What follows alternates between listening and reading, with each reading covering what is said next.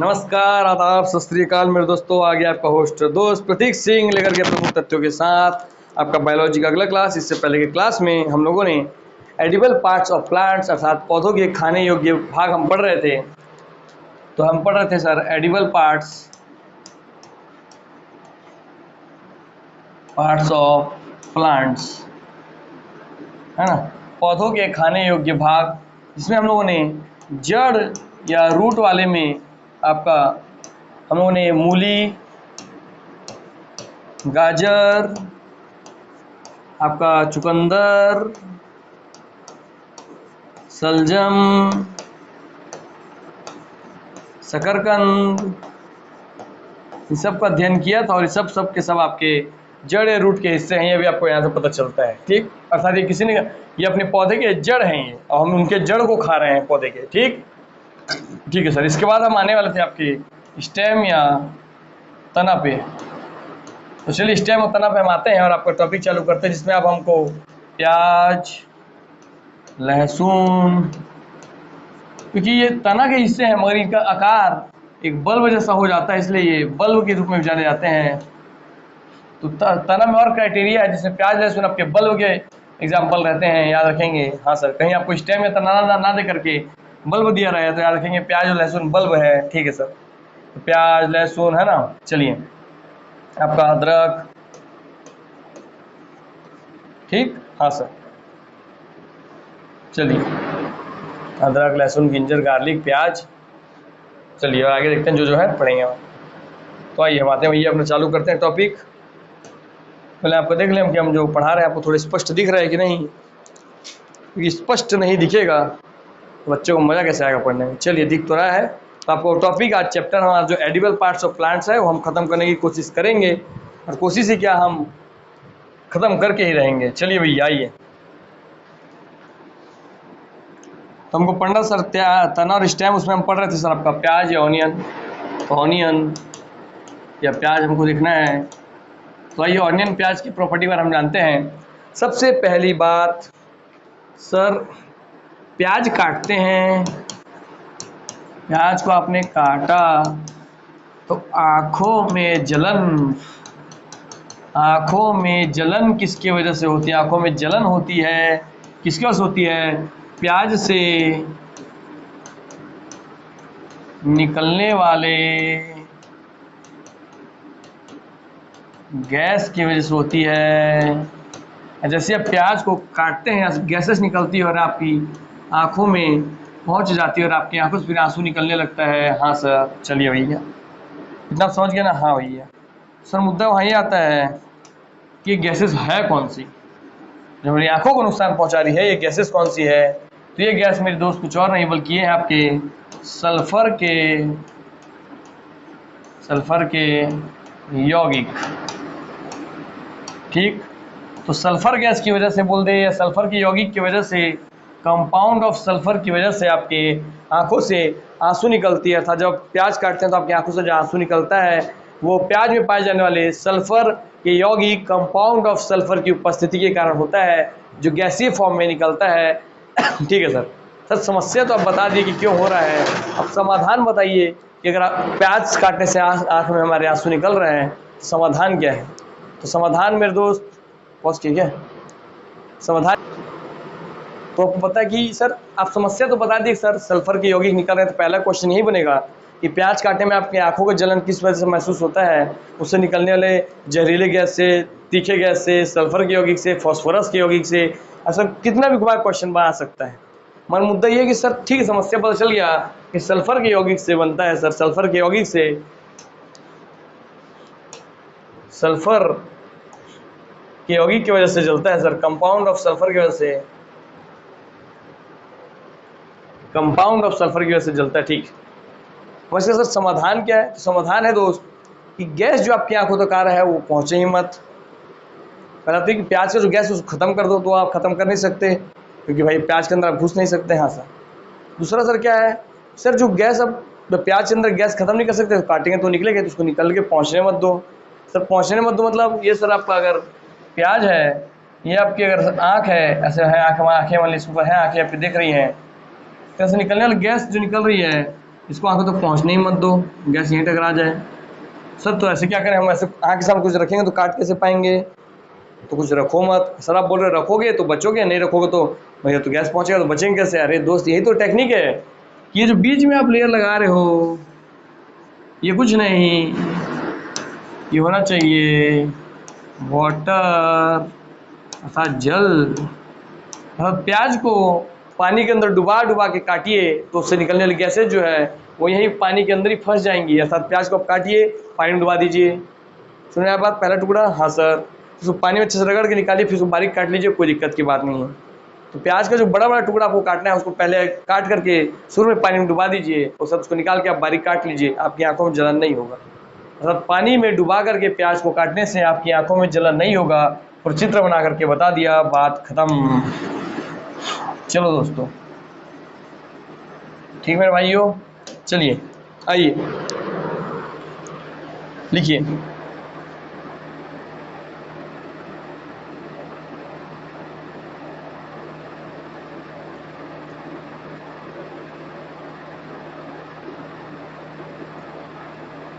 तो इस सल्फर यौगिक करके ऑप्शन दे दे, या इसको पूछे सल्फर यौगिक कैसे को आपको घुमा के दे सकता है? Sulphuric acid. तो सल्फ्यूरिक एसिड, ठीक। तो सल्फर कंपाउंड ऑफ सल्फर या सल्फ्यूरिक एसिड। सल्फ्यूरिक एसिड, तो सल्फ्यूरिक एसिड ये आपका कंपाउंड ऑफ सल्फर की वजह से आंखों में जलन होती है, तो सल्फ्यूरिक एसिड भी याद रखेंगे और सल्फर के यौगिक भी याद रखेंगे, ठीक। हाँ सर, चलिए भैया। तो कैसे कैसे पता करता है सर?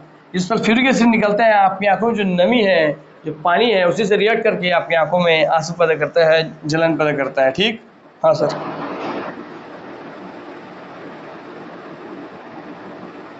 अब देखते हैं कि इसमें क्या क्या पाया जाता है, प्याज क्यों खाना चाहिए। तो लिखिए सर, इसमें आपका फास्फोरस पाया जाता है क्योंकि हड्डियों के लिए अच्छा होता है। तो हाँ सर, फास्फोरस पाया जाता है।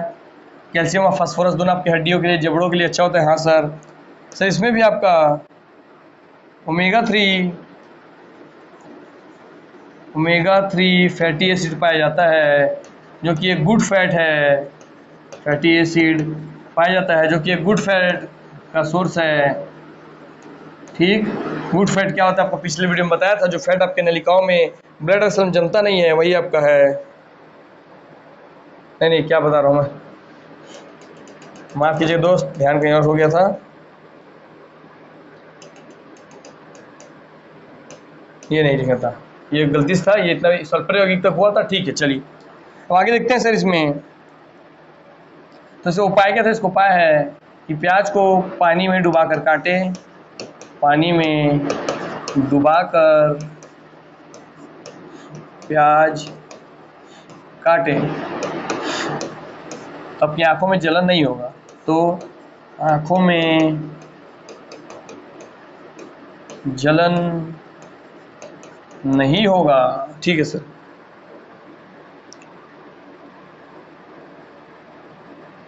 सर प्याज में भी आपके एंटीऑक्सीडेंट प्रॉपर्टी होती है। एंटीऑक्सीडेंट क्या होता है सर, आपको बताया था। एंटीऑक्सीडेंट जो है आपका फ्री ऑक्सीडेंट है। तो फ्री ऑक्सीडेंट जो है माने ऑक्सीजन का एक मॉलिक्यूल, उसको मारने का काम करता है एंटीऑक्सीडेंट, ठीक। तो सर प्याज भी आपके एक एंटीऑक्सीडेंट है जो कि आपकी फ्री ऑक्सीजन को, जो आपके फ्री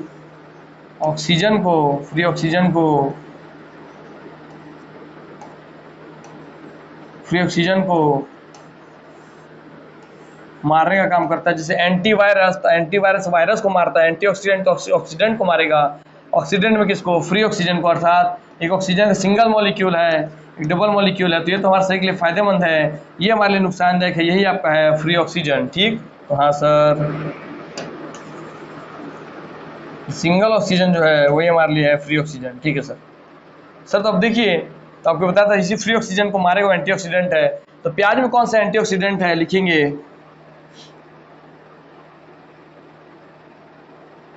कि प्याज में आपके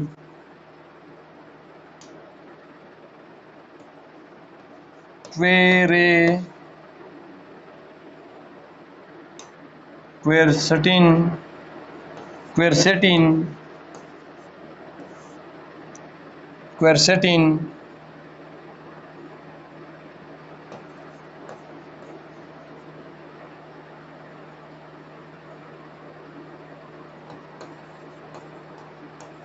तो प्याज में आपके क्वेरसेटिन पाया जाता है। प्याज आपका भरपूर मात्रा में प्याज में आपके भरपूर मात्रा में क्वेरसेटिन पाया जाता है। तो पूछे क्वेरसेटिन किस में पाया जाता है? ऑनियन प्याज में। तो आइए, जो कि एक आपका शक्तिशाली, यही है जो क्वेरसेटिन है, ये आपका शक्तिशाली या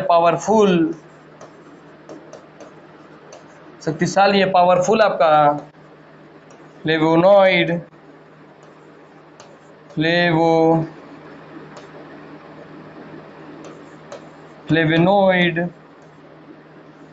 एंटीऑक्सीडेंट है।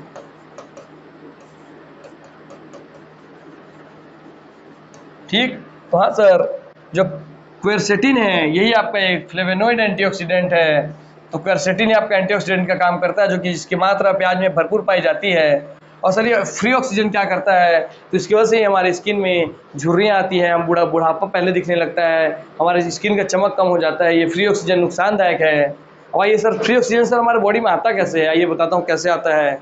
ऐसे तो बहुत सारे कारण है, मगर सबसे फेमस कारण जिससे आपकी आंखें खुल जाए, सर आप भी समोसे के ठेले में जाते हैं, वह कढ़ाई में मस्त समोसा तलते रहते हैं सर, मस्त समोसा तला, आलू चाप चढ़ा तल रहा है, बड़ा तल रहा है, मस्त भजिया वजिया सब तल रहा है, मस्त तल रहा है, और तल के मस्त आपको खिला दिया। ठीक है, तो यहाँ जो ऑयल था, ऑयल इसका पहले दिन यूज़ होगा, फर्स्ट डे, उसी तेल का second day, third day, fourth day, fifth day, अर्थात तो वैसा ऑयल, वैसा तेल जिसका बार बार उपयोग छानने के लिए किया जाता है, उस ऑयल में फ्री ऑक्सीजन की मात्रा बढ़ जाती है। और उसी में छना हुआ तेल, कोई आहार जब आप खाते हैं, एक ही तेल में छना हुआ आहार आप बार बार खाते हैं, तो उससे आपके शरीर में फ्री ऑक्सीजन की मात्रा बढ़ जाती है, जो आपके शरीर के लिए नुकसानदायक है, आपको जल्दी से बूढ़ा कर देती है, आपकी स्किन में झुर्रियाँ ला देती हैं, आपकी स्किन का ग्लो खत्म कर देती है, अर्थात आप बहुत जल्दी बूढ़े दिखने लगते हैं, कम उम्र में ही बड़े दिखने लगते हैं।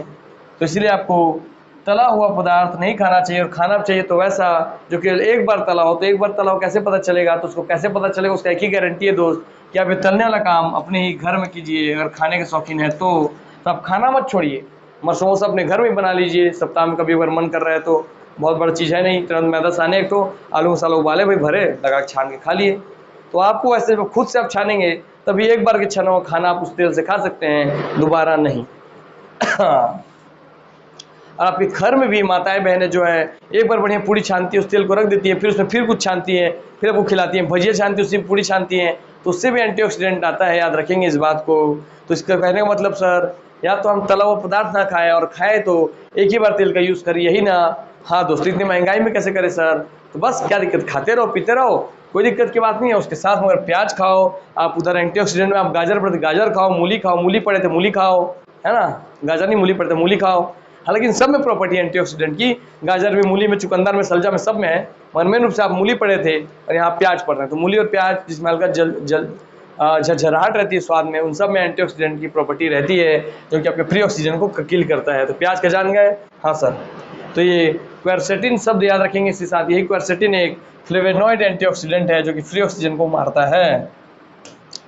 चलिए भैया देखें आप लोगों के लिए, प्याज से जुड़ा हुआ ज्ञान खत्म हुआ। हाँ सर, ज्ञान हो गया खत्म।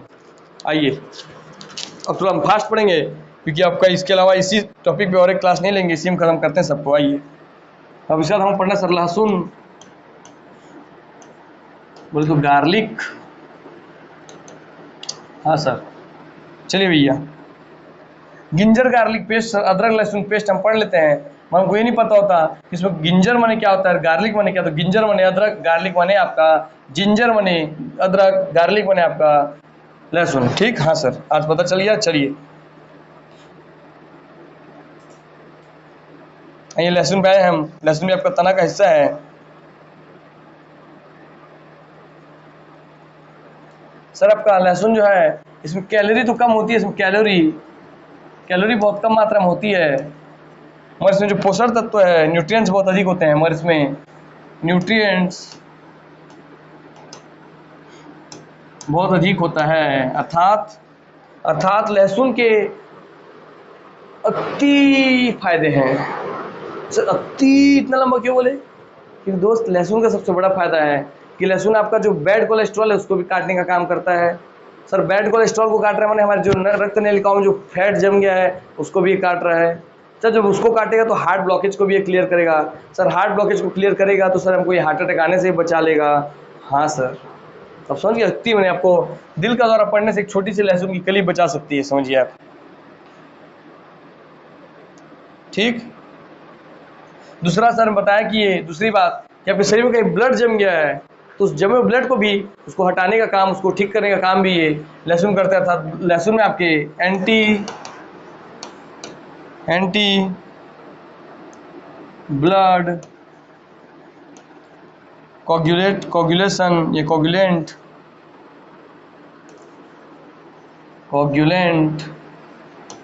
अर्थात रक्त जमा रोधी प्रॉपर्टी भी होती है। अर्थात रक्त जमने का ये विरोध करता है। अर्थात आपके शरीर में कहीं चोट लगा मान लीजिए और चोट की वजह से आपका जान जा सकता है, मगर आप लहसुन खा रहे हैं तो जमे हुए खून को ये क्लियर करने का काम करता है कि उसका काम ही है हर ब्लॉकेज को ख़त्म कर देना। जैसे आपके फैट जम गया रक्त नलिका उसको ख़त्म कर दिया, तो यहाँ आपका कोलेस्ट्रॉल आपका ब्लड जम गया तो ब्लड को भी क्लियर कर देगा। तो इसके में एंटी आपका ब्लड कोगुलेंट प्रॉपर्टी होती है आपके लहसुन में। ठीक है सर। फिर दूसरा सर इसमें ये एंटीऑक्सीडेंट प्रॉपर्टी भी होती है। तो एंटीऑक्सीडेंट प्रॉपर्टी भी होती है सर इसमें, एंटीऑक्सीडेंट प्रॉपर्टी भी होती है जो फ्री ऑक्सीजन को ख़त्म करती है। ठीक है सर। इसमें आपकी एंटीवायरल प्रॉपर्टी है। अर्थात अगर आपको बहुत आप डेली हर सुबह उठ करके एक लहसुन की कली कच्चा चबा कर खाते हैं तो आपको जो छोटे मोटे वायरस हैं उनसे भी ये बचा लेता है। अर्थात ये एंटीवायरल प्रॉपर्टी होती है, अर्थात वायरस को भी ये मार देता है। इसके में इतना ज़्यादा ताकत है, समझ में आ रहा है बात? तो हाँ सर, इसमें एंटीवायरल प्रॉपर्टी भी है, छोटे मोटे वायरस को मार के ख़त्म कर देती है। अर्थात अगर लहसुन का सेवन करते हैं जो डेली बेसिस पे, तो कोरोना भी उनका कुछ नहीं उखाड़ पाता, उनके शरीर में आता थोड़ा परेशान करता हूँ, अगर चला जाता उनका जान नहीं ले पाता। मगर लोग घर में ही हमारे नुस्खे जो है उपलब्ध है और उनका उपयोग नहीं करते हैं क्योंकि लोग इस पर विश्वास नहीं करते हैं, क्योंकि कोई डॉक्टर ऐसा बोल नहीं रहा है। डॉक्टर बोलेगा तो भाई दवाई कैसे बेचेगा अगर लहसुन खिला के ठीक हो गए आप तो? समझते क्यों नहीं हो तुम लोग? और मैं यहाँ पढ़ा रहा हूँ तो उसका यूज़ करो दोस्तों, उस ज्ञान का। कोगुलेशन में COA होता है। ठीक, चलिए भैया, तो इतना आपको समझ में आ गया? हाँ सर, एंटीवायरल प्रॉपर्टी होती है, एंटीवायरल प्रॉपर्टी होती है, एंटीऑक्सीडेंट प्रॉपर्टी होती है। ठीक है दोस्तों, एंटीवायरल प्रॉपर्टी भी आप देख लिया, वायरस को मारने काम आएगा। हाँ सर, एंटी माइक्रोबियल प्रॉपर्टी भी होती है।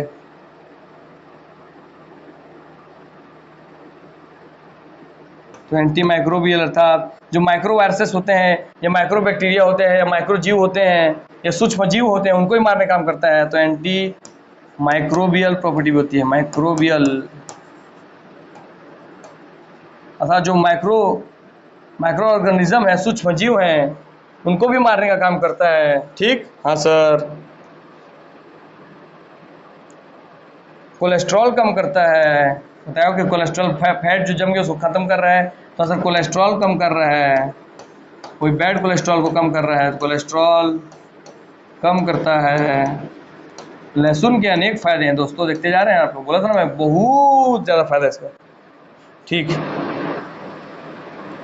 बीपी आपका रक्तचाप जो है बोले तो ब्लड प्रेशर, रक्तचाप बोले तो ब्लड प्रेशर, इसको भी कम करता है, इसको भी कम करता है। ठीक, हाँ सर। अर्थात अगर आपका बीपी बढ़ गया है, लहसुन खाएंगे तो बीपी हमेशा कंट्रोल रहेगा, नॉर्मल रहेगा। ठीक, तो हाँ सर, बीपी को भी कंट्रोल करता है। तो बीपी कंट्रोल करके भी आपके हार्ट को फेल होने से बचा रहा है, कोलेस्ट्रॉल कम करके भी आपको हार्ट को फेल होने से बचा रहा है। ठीक, आपके ऑक्सीडेंट को मार के भी आपको बूढ़ा होने से, आपकी स्किन को मरने से बचा रहा है, एंटीवायरल वायरस को मार रहा है, वह माइक्रोबियल में सूक्ष्म जीव को मार रहा है, माइक्रो ऑर्गेनिज्म को मार रहा है, सबको मार मार के आपको बचा रहा है। कितना लड़ रहा है आप लोगों के लिए। और इसके साथ सबसे बड़ा, last but not the least, this is the ultimate source, कि यह करता है आपका कैंसर रोधी गुण पाए जाते हैं। अर्थात आपके शरीर में अगर कहीं पे कैंसर वाले सेल या कोशिकाएं बन रही हैं तो उनको भी मारने का काम करता है। अर्थात व्यक्ति, आप इंसान, अगर आपको कभी कैंसर नहीं चाहिए अपने जीवन में तो आप केवल एक दिन का व्रत करें और बाकी हर दिन आप सुबह खाली पेट लहसुन की 2 कलियां छील करके कच्ची चबा करके खा जाइए, तो आपको कभी भी कैंसर नहीं होगा, हार्ट अटैक नहीं होगा। समझ में आ रहा है बात? हाँ सर। चलिए, तो देख रहे हैं कैंसर का इलाज लहसुन की कली से संभव है, मगर लोग रेगुलर करेंगे नहीं। दवाई खाना है उनको, इलाज कराना है लाखों करोड़ों रुपए लगा करके, है ना। और क्योंकि माइक्रोबियल माने सूक्ष्म जीव से लड़ रहा है, सूक्ष्म जीव से ही आपको सर्दी जुकाम होता है, तो यही आपको सर्दी से लड़ने में मदद करता है, सर्दी जुकाम से भी बचाता है, जुकाम से लड़ने में मदद करता है। ठीक, चलिए दोस्तों, लहसुन के बारे में जान गए और जानकर चकित हो गए उनके लहसुन की इतनी कली में इतना सारा फायदा है। समझ में आया बात? अर्थात हमारे खानों में लहसुन अदरक सब डाल रहे हैं तो समझ रहे इसका फायदा क्या है। सिर्फ तो खाते थे सर, फायदा से क्या मतलब, हम तो मैगी खाते हैं, बर्गर खाते हैं, उसमें सब होता नहीं है, होता नहीं, इसलिए वो सब बीमारी करता है दोस्त। समझ से चलिए, इसलिए अपने पुराने ट्रेडिशनल खानों को फिर से अपनाइए, अपनी संस्कृति में जिस तरीके से खाना पीना बनाना था उसको अपनाइए और हर बीमारी से बच जाइए। चलिए, अब हमको पढ़ना सर आपका अदरक,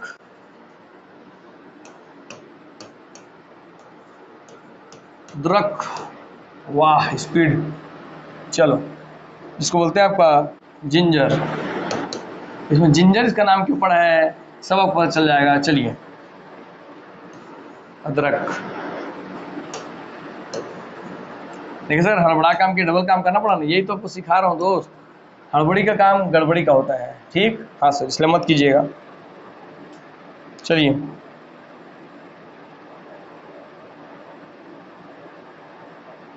क्या रखेंगे, इसमें एक प्रकार का ऑयल या तेल पाया जाता है जिसका नाम होता है आपका जिंजरोल, और उस तेल की वजह से ही इसका नाम होता है जिंजर। ठीक, हाँ सर।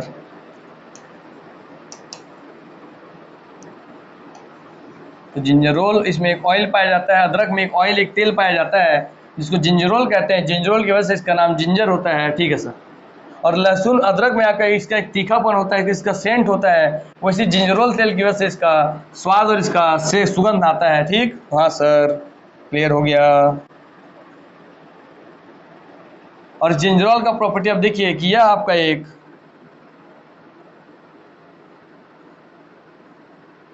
ये आपका पीड़ानाशक होता है दोस्त, पीड़ानाशक अर्थात पेन रिलीफ। ठीक है,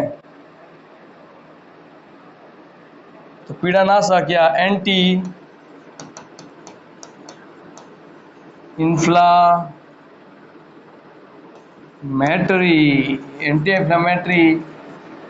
इंफ्लामेटरी या पीड़ानाशक प्रॉपर्टी भी पाई जाती है आपके किसमें, अदरक में सर। एंड ऑल्सो इसमें आपके एंटी ऑक्सीडेंट प्रॉपर्टी भी होती है। ठीक, तो आपका एंटीऑक्सीडेंट प्रॉपर्टी भी होती है, एंटी इन्फ्लामेटरी प्रॉपर्टी भी होती है। इसको रटने से ज़्यादा है दोस्त, आप इसको समझिए कि अपने दैनिक जीवन में खा रहा हो तो मेरे को क्या मिल रहा था, आपको सब चीज़ आपके दिमाग में रहेगा। इसमें जो आपको रटना बस याद रखना है, जिंजरोल पाया जाता है और वो एक पीड़ानाशक या एंटी इन्फ्लामेटरी प्रॉपर्टी है। तब से पूछेगा एग्जाम में, बताइए इनमें से किस खाद्य में पीड़ानाशक प्रॉपर्टी पाई जाती है या एंटी इन्फ्लामेटरी प्रॉपर्टी पाई जाती है, तो आप बोलेंगे सर जिंजरोल या जिंजर बोल तो अदरक। ठीक, बोलेगा जिंजर अदरक में पाए जाने वाले तेल का किस नाम से जानते हैं, जिंजरोल दे देगा आपको, जिंजर दे देगा, जिंजरवाइटिस दे देगा, है ना, ऐसे करके दे देगा आपको। ठीक, हाँ सर।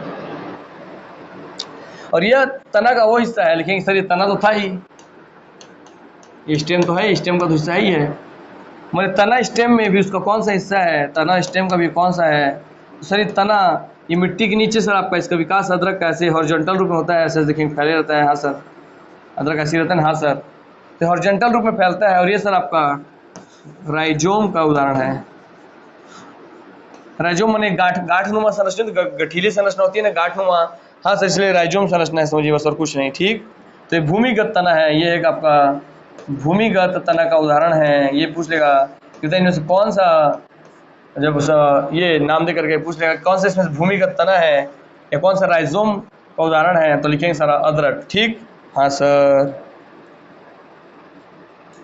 और एंटी इन्फ्लामेटरी मतलब पीड़ानाशक मतलब दर्द से आपको आज़ादी दिलाएगा। और एंटी इन्फ्लामेटरी मतलब सर आपका अगर कहीं सूजन हो गया है तो सूजन को कम करेगा।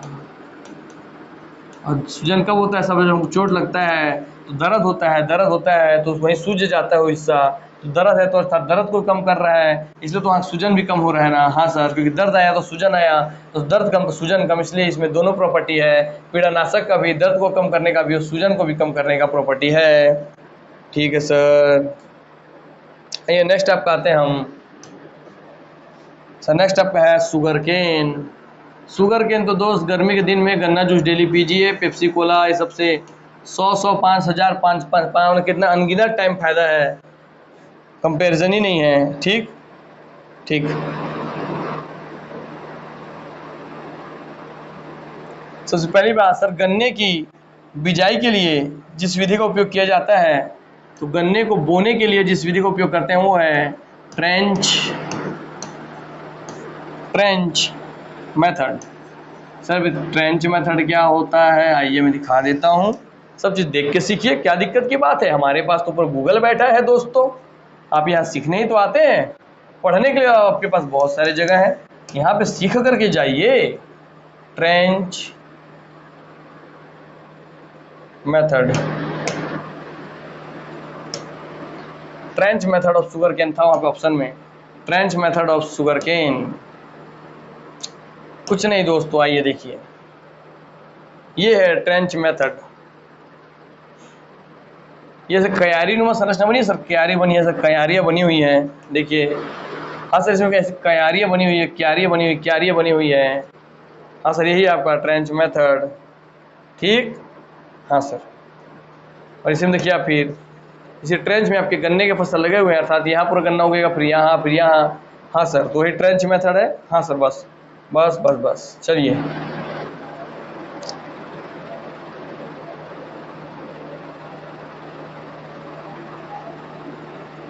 तो गन्ना क्यों पीना चाहिए आपको जूस गर्मी में, क्योंकि इसमें भी आपका एंटी, भगवान आपके आसपास इतना सारा एंटीऑक्सीडेंट प्रॉपर्टी दिया है, फिर भी अपने चेहरे की झुर्रियाँ कम करने के लिए लड़कियाँ ये क्रीम वो क्रीम, ये ट्रीटमेंट वो ट्रीटमेंट, फलना ढिमका, लड़के सब आजकल पीछे पागल हैं पूरे सब करवाने के। अरे दोस्त, ये सब खा पी लो, 3 महीने 6 महीने अच्छे से खाओगे, सब चीज़ सब गायब, लाइफ टाइम के लिए फुर्सत। चेहरे का चमक देखो, देखेंगे आप पहले समय की, पहले के हमारे दादिया दादा हुआ करते थे, उनको चेहरे में बुढ़ापे में भी चमक बहुत ज़्यादा रहता था। क्यों? क्योंकि वो नेचुरल चीज़ खाते थे ना दोस्तों, इसलिए उनको बुढ़ापे में देखेंगे। आपके पेरेंट्स के देखिए, आप आपके पेरेंट्स में से अभी पेरेंट्स के चेहरे में आपके चेहरे की तुलना में ज़्यादा चमक होगा, चमक, ग्लो का बात कर रहा हूँ, नॉट अबाउट फेयरनेस नहीं, गोरापन नहीं, इट्स अबाउट ग्लोनेस, चमक। ठीक है, जिस बोलते हैं चेहरे में पानी है, देखो इसके ये चेहरे में से कितना तेज है, तो तेज का बात कर रहा हूँ मैं। ठीक, आइए सर, एंटी ऑक्सीडेंट होता है ये, एंटीऑक्सीडेंट प्रॉपर्टी इसमें भी होती है। हाँ सर, ठीक है।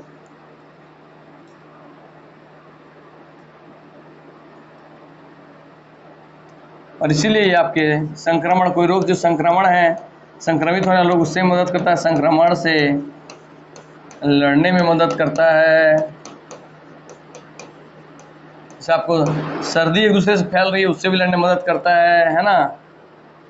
ठीक, दूसरा, और इस संक्रमण से लड़ने में मदद कर रहा है मतलब आपका प्रतिरक्षा प्रणाली या इम्यून सिस्टम को भी मजबूत कर रहा है, तो प्रतिरक्षा को भी बढ़ावा देता है या बढ़ाता है, प्रतिरक्षा को भी बढ़ाता है, तो दोनों आपस में जुड़े हुए हैं। हाँ सर, इसमें क्या क्या पाई जाती है देखिए आप इधर। तो इसमें आपका आयरन, सर आपका मैग्नीशियम, सर आपका कैल्शियम,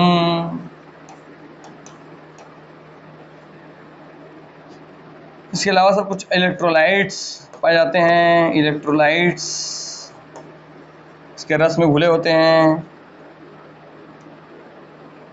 क्योंकि इसमें कुछ इलेक्ट्रोलाइट्स हैं, तो इलेक्ट्रोलाइट्स क्या करते हैं, आपके बॉडी को निर्जलीकरण से बचाते हैं, निर्जलीकरण से बचाते हैं। अर्थात अगर आपका बॉडी डिहाइड्रेट हो गया है, डिहाइड्रेशन से बचाते हैं। अर्थात अगर आप बहुत धूप में दिन भर काम कर रहे हैं, थक गए हैं पूरे, आपको अब लग रहा है मैं चक्कर खा गिर जाऊंगा, तो तुरंत जाइए गन्ना जूस पीजिए 2 से 3 गिलास, और देखिएगा तुरंत 5 मिनट के अंदर आपके अंदर एनर्जी नहीं आ गई, तो आप मेरा नाम बदल दीजिएगा, प्रतीक सिंह से मेरा नाम, आपको जो मना है पोपलू पोपली जो करना हो कर लीजिएगा, ठीक है। और आ जाएगा तो गारंटी है, तो मेरा नाम को बदल ही नहीं सकते।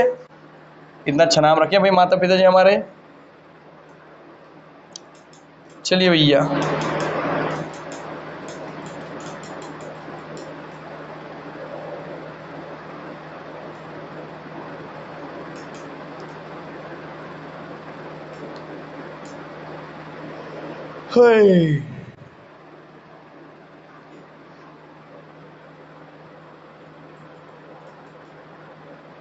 आइए, आपका तनाव वाला हिस्सा पूरा खत्म हो गया। हाँ सर, तनाव वाला हिस्सा खत्म। अब आपको जो हिस्सा आता है सर, आता है हमारा सीड या बीज वाला हिस्सा सर आता है, ठीक। चलिए, तो अनाज जो होते हैं आपके सीड बीज, जैसे बोले तो आपका जितने भी ऑल सेरेल्स, मैं आपको बताया था सर, सेरेल्स सिर्फ सभी अनाज, वो सब बीज होते हैं। और सर उसके बारे में प्रॉपर्टी आप चल लिखिए कि अनाज की प्रॉपर्टी क्या क्या होती है, लिखिए सर। इनमें पर्याप्त मात्रा में प्रोटीन पाई जाती है, जैसे कि दाल में प्रोटीन पाई जाती है, सोयाबीन में प्रोटीन पाई जाती है, वो सब बीज है ना। हाँ सर, तो प्रोटीन होता है इनमें, इनमें आयरन होता है इनमें, ठीक। सर इनमें आपका विटामिन बी कॉम्प्लेक्स होता है, सर विटामिन बी कॉम्प्लेक्स होता है। सर बी कॉम्प्लेक्स बोले तो क्या, बी कॉम्प्लेक्स बोले तो दोस्त मेरे, बी के अंदर जितना भी है आपका विटामिन B1, B2, B3, 4 छोड़ करके, B5, B6, B7, 8 छोड़ करके, B9, B10, 11 to 12 छोड़ करके, तो जितने भी विटामिन बी है सबके समूह को ही बोलते हैं बी कॉम्प्लेक्स। तो सारे vitamin B1, B2, B3, B5, B6, B7, B9, B8 भी होगा, B8 नहीं होगा, B9, B10, ये सारे विटामिन जो है आपके पाए जाते हैं आपके किसमें, विटामिन बी कॉम्प्लेक्स, और ये पाए जाते हैं आपके अनाजों में। समझ में आ गया बात? हाँ सर। तो बी कॉम्प्लेक्स बने पूरे बी के समूह, विटामिन बी वाला समूह, ठीक। फिर उसके अलावा इसमें विटामिन ई भी पाया जाता है, विटामिन ई जिसको बताया हूँ सर, ये आपका बांझ रोधी होता है आपका, है ना, प्रजनन क्षमता में के लिए जरूरी होता है आपका, पुरुष और मेल में। आपकी सुंदरता, इसको बोलते हैं सुंदरता के लिए कौन सा विटामिन जरूरी है, तो विटामिन ई, इसलिए इसको आपको खाते हैं कि स्किन में अच्छा रहेगा, ग्लो करेगा, तो विटामिन ई का कैप्सूल आप खाते हैं, लगाते हैं। चलिए। तो खाने लगाने की जरूरत नहीं, बाहर से आपके अनाज में है, अनाज खाइए बस, सब अच्छे से, सब बढ़िया हो जाएगा, ठीक है। फिर B3 जो कि नियासिन, जिसे नियासिन बोलते हैं, ठीक है। B2 जिसे कि राइबोफ्लेविन बोलते हैं, राइबोफ्लेविन।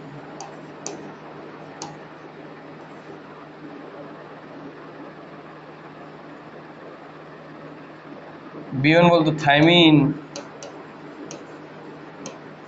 B1 बोलते विटामिन B1 को थायमीन बोलते हैं, B2 को राइबोफ्लेविन बोलते हैं, B3 को नियासिन बोलते हैं, B5 को आपका, B9 को आपका फॉलिक एसिड बोलते हैं,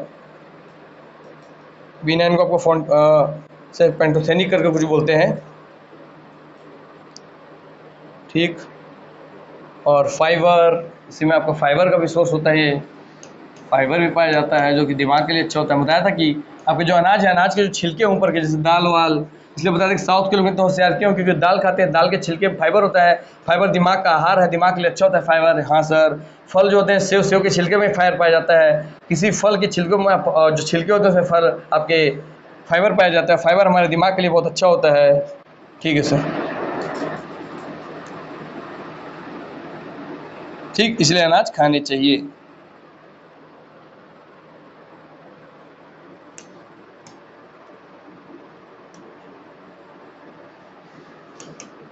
list of B vitamin B complex.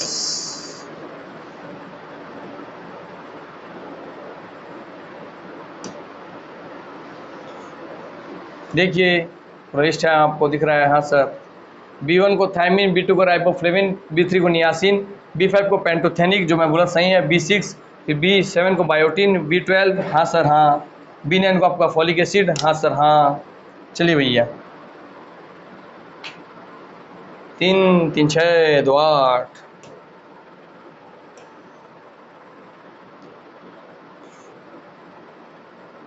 ठीक, तो B1 को थायमिन, B2 को राइबोफ्लेविन, B3 को आपका नियासिन, B5 को आपका पेंटोथेनिक, B6 आपका पायरिडॉक्सिन, B7 आपका बायोटिन, B9 आपका फॉलिक एसिड, ठीक है, B12 आपका कोबालामिन। ठीक, तो पूरा नाम पता चल गया। ये नाम आप याद करेंगे, इस नाम से डायरेक्ट पूछता है आपका, ठीक है क्वेश्चन। चलिए मैं आप लोगों के लिए इसका नाम लिख दे रहा हूँ, ये चार्ट लगा देता हूँ।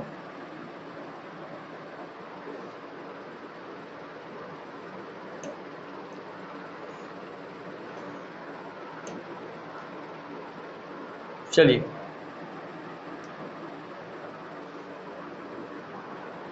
बीटा सर नहीं होता है ना,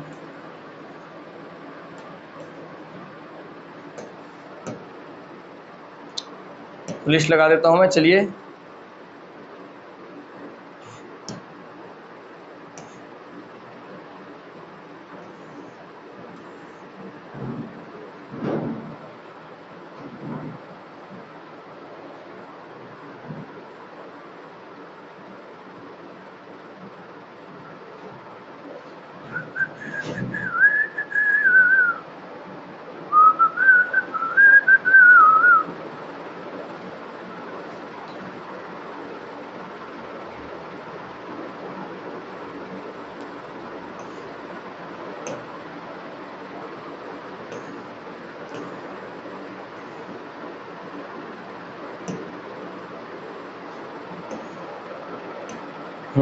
ये ठीक है कलर।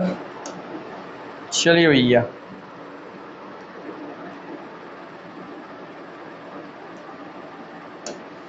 ये लिस्ट लगा देते हैं यहीं पर। हाँ सर, ये B1 के ऊपर, हाँ बी कॉम्प्लेक्स का, ठीक।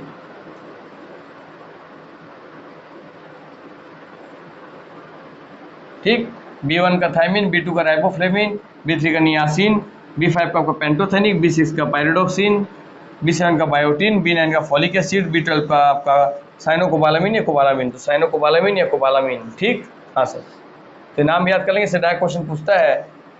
ठीक है सर, चलिए आइए। अब आपका सीड बीज में अनाजों को तो हम देख लिए, अनाज को देखने के बाद आते हैं आपके दाल पर। आइए दाल पे हम आते हैं सर। आपके दाल, आपकी पल्सेस, सर पल्सेस का आप सबसे ज़्यादा सुनते सर, ये प्रोटीन का बहुत अच्छा सोर्स है। हाँ सर, ठीक है दोस्तों, ठीक। इसके साथ साथ दाल के छिलके में बताया फाइबर होता है, तो फाइबर का भी अच्छा सोर्स है ये। तभी तो साउथ वाले दाल से बनाते हैं अपना सांभर, डोसा, इडली, और उसको खा के होशियार हो जाते हैं। हाँ सर, फाइबर साथ साथ इनमें आयरन भी पाया जाता है, अच्छी मात्रा में आयरन भी। हाँ सर, जिंक भी, ठीक है सर, जेड एंड जिंक। हाँ सर, फोलेट और मैग्नीशियम भी।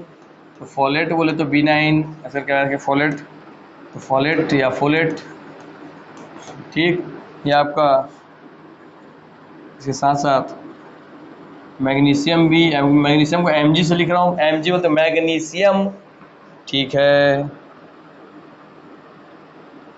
कुल मिला के ये होता है, ठीक। चलिए आपको यहाँ निकालते हैं, मैं आपको बता दूं यहीं पे percentage of protein in pulses.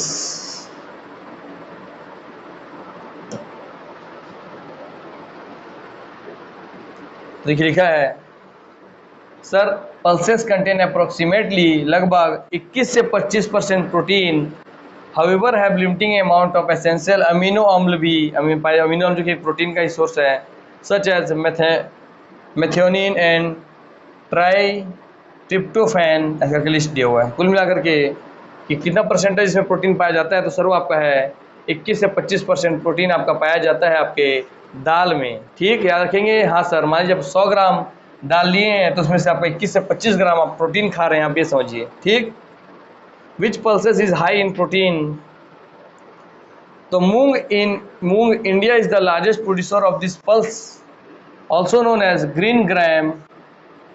ठीक, तो मूंग दाल जो है जिसको आप ग्रीन ग्राम के नाम से जानते हैं, उसमें सबसे ज़्यादा प्रोटीन होती है। 100 ग्राम अगर आप ले रहे हैं sprouted moong imparts amount 24 gram of protein, तो 100 ग्राम में से 24 ग्राम आपको प्रोटीन मिलेगा। तो इसलिए 21 से 24 ग्राम उसका रेंज है, 21 से 25 ग्राम इसका रेंज है, और उसमें भी सबसे ज़्यादा आपके मूंग दाल में पाई जाती है। यहाँ से क्लियर हो गया?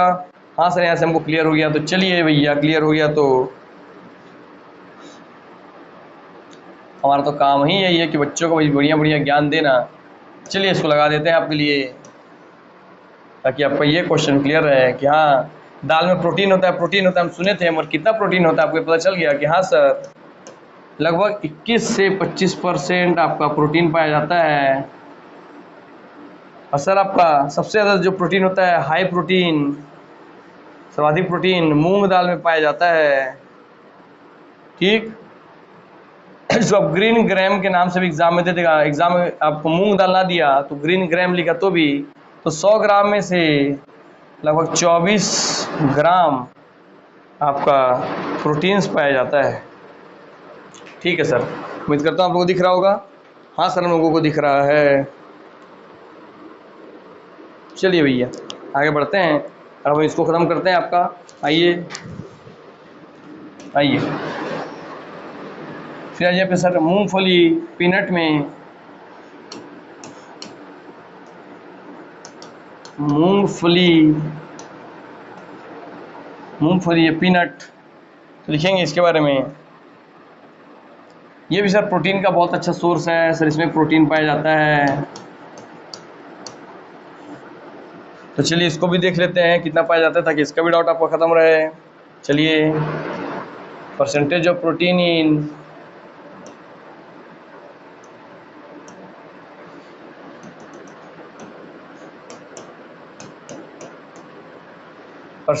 Protein in peanuts by weight is, तो देखिए protein peanuts are an excellent source of plant based protein offering 25.8 gram per 100 ग्राम, अर्थात 100 ग्राम में से 25 ग्राम प्रोटीन आपको इससे मिल जाता है। अर्थात समझिए दाल से भी ज़्यादा आपको प्रोटीन दे रहा है। क्लियर हो गया? हाँ सर, तो 22 से 30% रेंज में आपका 22 से 30% प्रोटीन आपके मूंगफली से मिल जाता है, और ऐसे बोलने से आपका लगभग 25 ग्राम मिल जाता है। ठीक, तो 22 से 25 ग्राम अर्थात दाल से भी अधिक प्रोटीन आपके पीनट में पाया जाता है। क्लियर हो गया?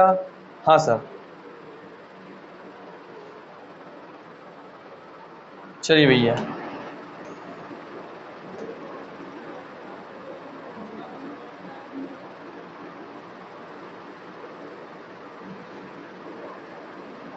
तो लिख देते हैं आपको भैया। चलिए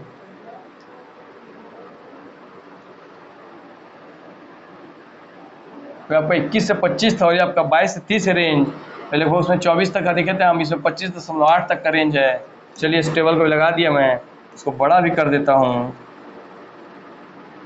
ठीक, इसको इधर लगा देते हैं, नहीं तो चलिए इधर पे, यहाँ पे, ताकि आपको दिख सके। हाँ सर, याद रखना है सर, रेंज है इसका 22 से 30% प्रोटीन पाया जाता है 100 ग्राम में, और ऐसे आपके 100 ग्राम में 25.8 प्रति 100 ग्राम ऑफ पीनट्स पाया जाता है। ठीक, हाँ सर, अर्थात आप 100 ग्राम पीनट्स लेंगे तो उसमें से 25.8 ग्राम प्रोटीन आपको मिल जाएगा। क्लियर हो गया? हाँ सर, चलिए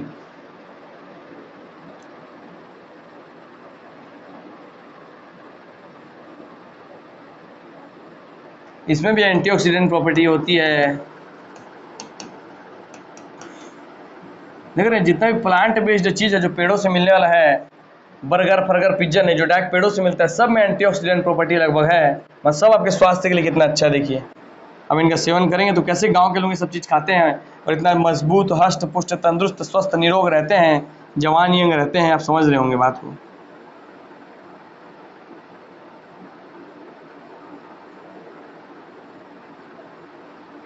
ठीक। सर। और ये आपको कैसा है मूंगफली, कैसा, तो मूंगफली आपका एक बीज तो है मगर कैसा बीज है, एक ऑयल सीड्स है, तेल वाला बीज है, मतलब इसमें तेल निकाला जाता है, तो एक ऑयल सीड्स है। ठीक। हाँ सर। और इसमें जो प्रोटीन होता है उसमें इसके ग्रोथ के लिए सबसे ज़्यादा जिम्मेदार जो है वो आपका अमीनो एसिड, मतलब हमारा शरीर अमीनो एसिड में ही पहुँचाता है प्रोटीन को तोड़ करके, उसका सबसे सरल यौगिक है। ठीक। चलिए आपका ये वाला पार्ट खत्म होता है, इसके बाद हमारा आता है अगला पार्ट, फ्लावर या फूल वाला पार्ट, पेड़ का फ्लावर या फूल वाला पार्ट, जिसमें आप लोग फूल गोभी और ब्रोकली देखे थे। ठीक। तो इसमें आप बस फूल गोभी खाना चाहिए और ब्रोकली देखे थे, ब्रोकली या ब्रोकली जो लिखना लिख लीजिए। हाँ सर। ठीक। ब्रोकली का स्ट्रक्चर दिखा दूँ मैं, बहुत लोग ब्रोकली देखे होंगे, बहुत उन्हें भी देखे होंगे। ब्रोकली से कहते हैं दोस्त, देख लीजिए ब्रोकली प्रोटीन। अब ब्रोकली देख रहे हैं, 1 cup 88 gram of chopped broccoli contains 2.5 gram of protein, अर्थात आप समझ रहे हैं कि 100 gram of broccoli contains 2.8 gram of protein, तो इसमें प्रोटीन पाई जाती है। ठीक। हाँ सर। और इसमें प्रोटीन एंड चाहे 34 कैलोरीज होती है, protein accounts for 33% of its calories. ठीक। हाँ सर। चलिए तो ब्रोकली का इमेज दिखा दूँ कैसा दिखता है। सर ये हमारी ब्रोकली जिसको आप देखते हैं मार्केट में, हरी हरी गोभी जिसको हम समझते हैं, इसको हम हरा गोभी बोलते हैं, मगर हरा गोभी नहीं है दोस्त, ये आपका है ब्रोकली, ये आपकी है ब्रोकली। ठीक। हाँ सर ये हमारी ब्रोकली है। ठीक। चलिए दोस्त,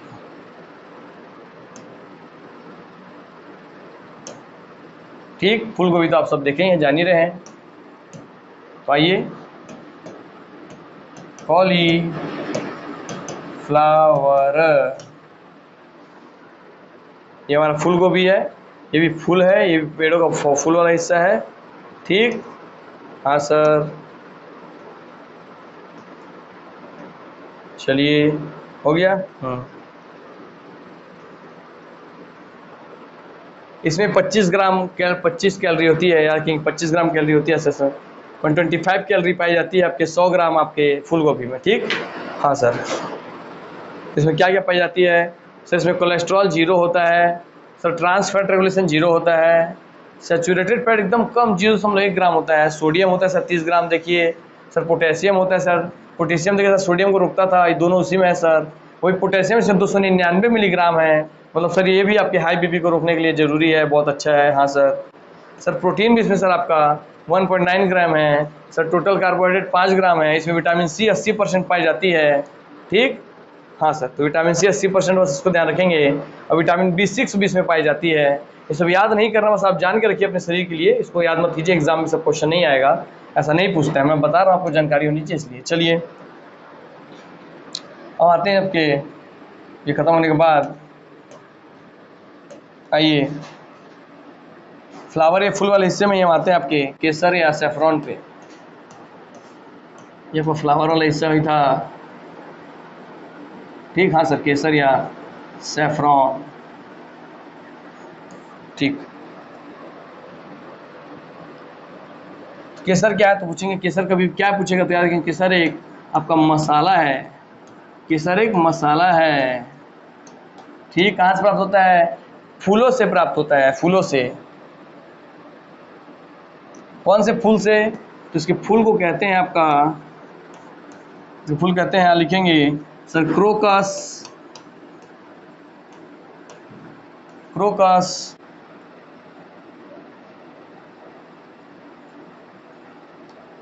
सेटाइवस, सेटाइवस या सेटिवस। ठीक। हाँ सर। तो क्रोकस सेटिवस या सेटाइवस, तो क्रोकस,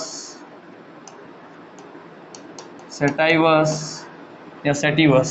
ठीक, हाँ सर। तो इसके फुल का नाम जान गए? हाँ सर।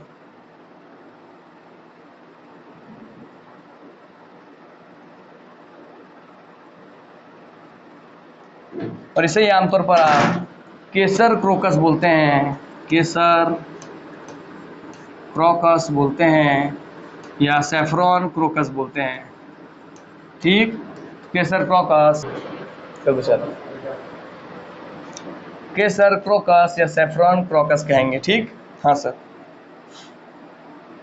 पहले इसका नाम पता चल गया, इसी से पूछ सकता है। हाँ सर, किस फूल से, किस पौधे से पाया जाता है, तो फूल बोलेगा तब भी क्रोकस सैटाइवस, या आपको बोलेगा कि इसके फूल को किस नाम से जानते हैं, क्रोकस सैटाइवस, या पेड़ पौधा बोले तो भी आपको याद रखना है क्रोकस सैटाइवस करके। ठीक, ऐसे घुमा के पूछता है आपको कई बार, इसलिए।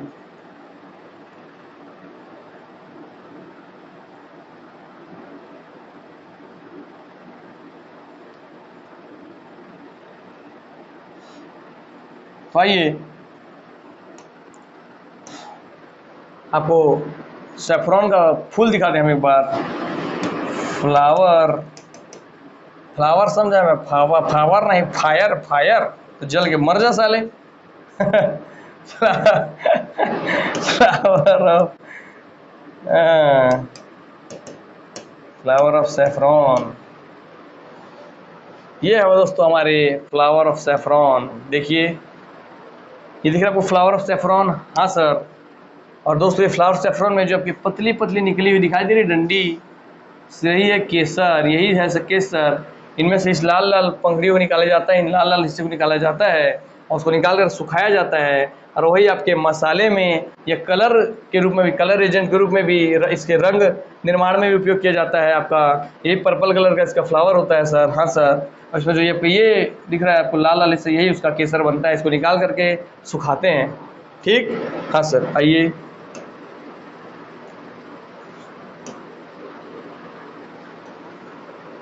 क्रोकस सैटाइवस आगे मिल गया नाम। हाँ sir. Commonly known saffron crocus, saffron crocus. ठीक, और इसको ऑटम क्रोकस भी बोलते हैं। Is a species of flowering plant of the crocus genus, इसके प्लांट को बोलते हैं क्रोकस जीनस। क्रोकस जीन्स का ये फूल है। In the iris family, iris family का पौधा है, कुछ याद नहीं रखना है। It is best known for producing the spice, मसाले के लिए उपयोग होता है। Saffron from the filaments that grow inside the flower, तो फ्लावर में जो फिलामेंट होता है वही सेफ्रॉन बनता है। ठीक, हाँ सर। चलिए भैया,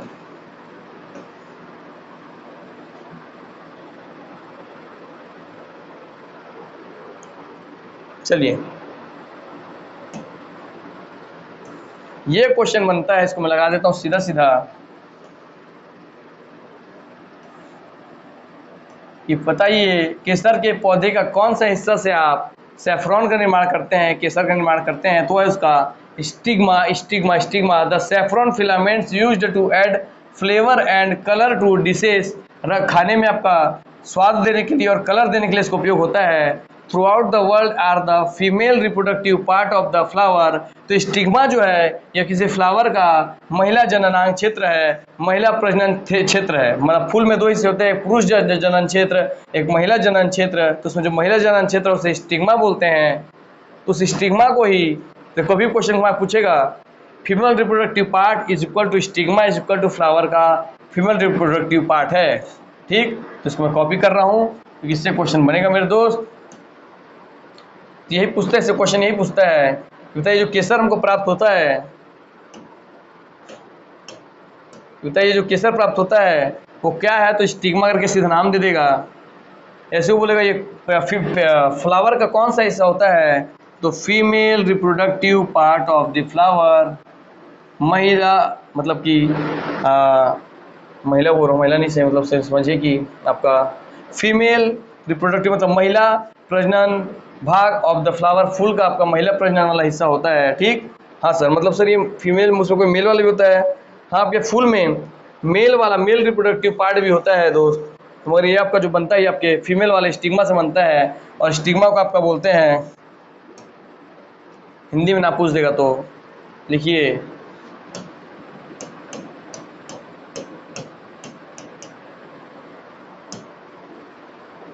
तो स्टिग्मा माने होता है आपका, कहाँ गए भाई,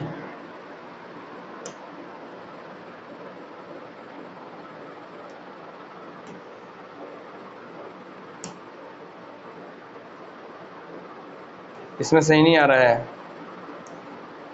चलिए फिलहाल आपका इतना क्वेश्चन बन जाएगा, आगे बढ़ते हैं, आपको क्लास वीडियो लंबा नहीं करना है। चलिए इसके बाद तो टॉपिक खत्म है। इसके बाद जो आपका लगता है पत्ता वाला, तो पत्ते वाला आप जितना भी खाएंगे, जितनी भी सब्जी भाजी, सब पत्ते वाला हिस्सा होता है। हाँ सर, तो आइए आपको मैं दिखाऊं कि मेल और female reproductive part of flower, तो आइए वो भी दिखा दूं मैं, ताकि आपको कॉमन सेंस आप में आ जाए। ठीक, male and female reproductive part of flower. आइए दोस्तों, ये इमेज क्लियर होगा और आपको इसमें सब चीज समझ में आ जाएगा। ठीक, ये फ्लावर, ये बढ़िया है फ्लावर, समझे हम फायर हैं, फायर हो तो जल जाओ साले, भुना जाओ, मर जाओ। फ्लावर बनने में जो मजा है फायर में थोड़ी है दोस्त। चलिए भैया, इसको हम यहाँ से कट करते हैं, आपको एक अलग पेज लेते हैं, आपको समझाते हैं स्टिग्मा किसे कहते हैं। आइए, क्योंकि हमारे बच्चों को हर ज्ञान प्रैक्टिकली मिला हुआ होना चाहिए। पौधों में भी जो आपका लैंगिक जनन होता है वो कैसे होता है, फल का निर्माण कैसे होता है आप देखेंगे। सर ये पूरा पौधा है सर, पौधे में दो हिस्सा होता है सर आपका। ठीक, हाँ सर, सर देखिए इसमें सर पौधे में फूल, ये फूल है सर, फूल के नीचे का जो पत्ती वाला हिस्सा होता है, पहला ऊपरी पत्ती वाला, फूल के नीचे हरा कलर का पत्ती का लेयर होगा, उसे सीपल कहते हैं, सीपल। ठीक है सर, ये तो स्टेम है, तना है सर, तो उसको छोड़ दीजिए। ये लीफ है, पत्ती, इसको छोड़ दीजिए। कुल जो फ्लावर के नीचे जो पत्तियों का घेरा होता है उसे सीपल कहते हैं, सीपल। ये क्वेश्चन बनता है। हाँ सर, कि फ्लावर के बेस में, आधार में जो पत्तियों का घेरा होता है उसे क्या कहते हैं, सीपल कहते हैं। ठीक है सर, बाकी अब जाइलम, फ्लोएम में सब पढ़ चुके हैं, जल ले जाने का काम, फ्लोएम आपके फूड ले जाने का काम करता है। ठीक है सर, सर आपका ओवरी, देखा सर ये आप ओवरी है, जैसे मादा प्रजनन तंत्र में ओवरी होता है, तो वैसे ही आपका देखिए ये जो पूरा आपका ये है ओवरी, समझ आ गया बात, ये आपका ओवरी है, ओवरी। ठीक है, आपका ओवरी हिस्सा, ओवरी, ये आपका है ओवरी। ठीक, अंडाश है, और सर उसमें जो अंडा है, एग है, वो है ओव्यूल, ये एग है, ये एग है, ये है ओवरी में एग होता है, तो एग है माने इसका, ये ओव्यूल माने एग है, अंडा है। हाँ सर, सर एग से जब आपका क्या मिलता है सर, एग से जब हमारा मिलता है सर शुक्राणु या बीजा, वो मतलब आपको मिलता है शुक्राणु मिलता है, तब जाके सर आपका फर्टिलाइज होता है, निषेचित होता है और बच्चे का जन्म होता है। वैसे इसमें देखेंगे सर, ये इसका एंथर, ये दिख रहा है एंथर, ये ऊपर ये दिख रहा है, डंटी डंटी है, नहीं डंटी डंटी, डंटी डंटी, डंटी डंटी से डंटी डंटी, डंटी डंटी, डंटी डंटी, जो डंटी इसे कहते हैं फिलामेंट, अर्थात यही फिलामेंट है सर, जिस फिलामेंट को सर आप बताए थे कि फिलामेंट वाले पार्ट से ही देखेंगे आपके पुरुष जनन क्षेत्र है उसका। ठीक है सर, ठीक, और फिलामेंट से भी आपका केसर का यूज किया जाता है। ठीक है, और सर इस फिलामेंट के ऊपर जो ये आपको बल्ब है सर, ये यही आपका क्या सर, यही आपका एंथर, ये क्या सर, एंथर। समझिए कि ये आपका जो स्टामेन है, स्टामेन अर्थात एंथर और फिलामेंट मिला करके ये आपका बनते हैं male reproductive organ, male reproductive organ, flower के मेल रिप्रोडक्टिव ऑर्गन। और आपका ओवरी ये मिल के बनते हैं आपके स्टिग्मा, स्टाइल, पोलन ट्यूब। जैसे आप फेलोपियन ट्यूब होता है, फेलोपियन ट्यूब, ऐसे देखिए पोलन ट्यूब है, पोलन ट्यूब, और स्टिग्मा स्टाइल। तो शुरू के इसके मुंह को बोलते हैं स्टिग्मा, क्योंकि माँ बनने वाली है, यहाँ बीच में स्टाइल, पतली स्लिम ट्री में स्टाइल मार रही है तो स्टाइल, तो स्टिग्मा के नीचे स्टाइल, उसके नीचे आपका आपका क्या होगा, पोलन ट्यूब या पोलन ग्रेन जाएगा सर, यहाँ से अंडा जाएगा, यहाँ से इसका जो एंथर है, ये एंथर उछल के हवा के माध्यम से इसमें आएगा और यहाँ पे आकर निषेचित होगा, निषेचित होकर के नीचे आएगा और यहाँ पे गर्भाशय में बड़ा होकर वो फल में कन्वर्ट हो जाएगा। तो आप समझ गए कि एंथर हो गया शुक्राणु, आपका जो है एग है, ओव्यूल है, वो गया उसका अंडाणु, शुक्राणु एंथर, ओव्यूल उसका अंडाणु, दोनों मिलते हैं आपके मानव जनन क्षेत्र में फेलोपियन ट्यूब में, यहाँ मिलते हैं पोलन ट्यूब में। ठीक है, हाँ सर, सर यहाँ स्टिग्मा और स्टाइल कहते हैं, स्टिग्मा और स्टाइल आपके फीमेल रिप्रोडक्टिव ऑर्गन के हिस्से हैं, तो शुरू से यही आपका स्टिग्मा है। हाँ सर, फूल की पंखड़ियों को पीटल कहा जाता है, पीटल मतलब फूल की पंखड़ी है तो पीटल हो गया। अर्थात देखिए स्टिग्मा, स्टाइल, पोलन ट्यूब और ओवरी और ओव्यूल ये तीनों मिलकर बनते हैं पिस्टिल, और ये पिस्टिल है आपकी फीमेल रिप्रोडक्टिव ऑर्गन। और आपके जो फिलामेंट उसके ऊपर आंसर ये आपका स्टामेन, स्टामेन माने मेल रिप्रोडक्टिव ऑर्गन। तो एक तरफ आपका पिस्टिल है, एक आपका स्टामेन है। तो पिस्टिल, स्टामेन कैसे, प्रतीक सर या प्रतीक सिंह, पी से पिस्टिल, एस से स्टामेन। स्टामेन आपका मेल रिप्रोडक्टिव ऑर्गन है जिसमें फिलामेंट एंथर होता है, और आपको पिस्टिल में stigma, style, pollen tube, ovary, ovule होता है। बात खत्म। नीचे जो आधार होता है सिपल कहते हैं, उसकी पंखुड़ियों को पिटल कहते हैं। बात खत्म। अब समझ कि यही जो स्टिग्मा है इससे और आपके जो फिलामेंट है यही केसर का निर्माण करता है, फिलामेंट। हाँ सर, तो स्टिग्मा या आपके एग्जाम में स्टिग्मा करके पूछे तो भी आपका, या नहीं दिया तो फिलामेंट देगा तो भी आपका, ठीक, दोनों एक साथ नहीं देगा। क्लियर हो गया? हाँ सर, आपको एक चीज़ का जानकारी हो गया वो उम्मीद करता हूँ। चलिए, तो आपका क्लास यहाँ समाप्त होता है और आप लोगों का ये टॉपिक भी एडिबल पार्ट ऑफ प्लांट भी खत्म होता है, और मैं उम्मीद करता हूँ कि अब आप लोगों को समझाएंगे पूरा पौधा जो है वो कितना फ़ायदेमंद है। अर्थात हम अगर अपने आहार में सिर्फ हम पेड़ पौधों से प्राप्त होने आहार को ज़्यादा लें, बर्गर, पिज़्ज़ा ये सब खाने के बजाय, तो हमको शरीर को सर हमारे बहुत सारे रोग से बचे रहेंगे, हमारे शरीर में तो रोग होंगे ही नहीं। तो चलिए इसी के साथ अपनी वाणी को विराम देता हूँ, ये सोच करके कि आप लोगों को अपनी खुद की जीवन पद्धति बदलने का एक मौका मिला इस क्लास के माध्यम से। तो इससे पढ़िए, सीखिए और अपने जीवन को बदलिए उसी दिशा में। चलिए अपनी वाणी को यहीं विराम देता हूँ और आप सबसे अलविदा लेता हूँ। नमस्कार, जय हिंद, जय भारत, जय छत्तीसगढ़, वंदे मातरम। उम्मीद करता हूँ कि आप लोगों को मेरे मेहनत पसंद आता होगा। तो आप सबको बहुत बहुत आभार, धन्यवाद, बहुत सारा प्यार आप सबको। चलिए।